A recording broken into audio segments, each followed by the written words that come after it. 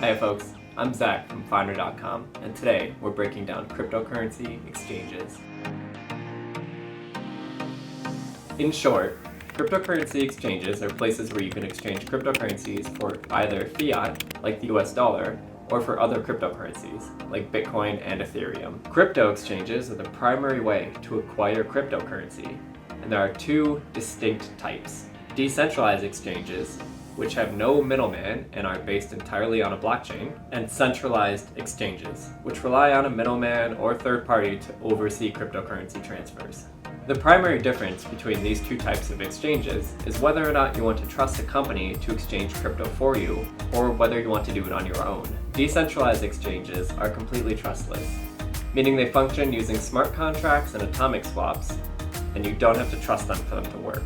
Centralized exchanges force you to put your trust into a third party, so you need to pick one that you can trust. We recommend that new users stick with centralized exchanges until they're more familiar and comfortable with the world of cryptocurrencies. There's nothing wrong with decentralized exchanges, they just aren't that beginner friendly yet. With that in mind, let's dive deeper into how centralized exchanges work and how to find one that fits your needs. Centralized exchanges, like Binance or Coinbase, work by brokering cryptocurrency trades for you. To do this, you provide funds, fiat or crypto, then use the exchange's order book to place your crypto order. This is similar to placing a transaction on a stock market, so it should be no surprise that many centralized exchanges work in similar ways to buying and selling stocks. To use a centralized exchange, you'll need a few things. Proof of identification. Most exchanges in the US require that you pass both Know Your Customer and anti-money laundering protocols before you can buy or sell crypto on their exchange. Money. Many centralized exchanges will let you pay in a variety of ways. Bank account transfers, wire transfers, credit or debit cards, or possibly even another type of cryptocurrency. A way to access the exchange. Most crypto exchanges can be accessed either through a web browser or through a mobile app on your phone. Although each exchange will be a bit different, the overall steps to buying crypto will be pretty similar no matter which exchange you choose. First, you'll need to create an account on the exchange that you want to use. Next, you'll navigate to the currency pair section of that exchange. This is where you exchange US dollar for Bitcoin, Bitcoin for Ether, Ether for Doge, or Doge for something else.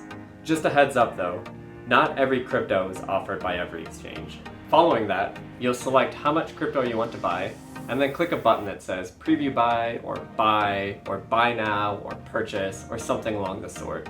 You get the gist. Last, and I cannot stress this enough, after you buy your crypto, you'll want to move it to your own wallet. If you can't move the crypto to your own wallet, or you don't want to, consider using the exchange's vault function, if it has one, to keep your crypto in cold storage, which is safer than keeping it just on the exchange itself. If you're like me, you'll prefer to trade crypto on your computer, but mobile apps are readily available for those of you who just cannot put your phone down. We'll cover how to pick an exchange in just a moment, but first I want to highlight a few specific options. When you're on your phone, your options may be overwhelming and seemingly endless, but I personally like Gemini and Robinhood.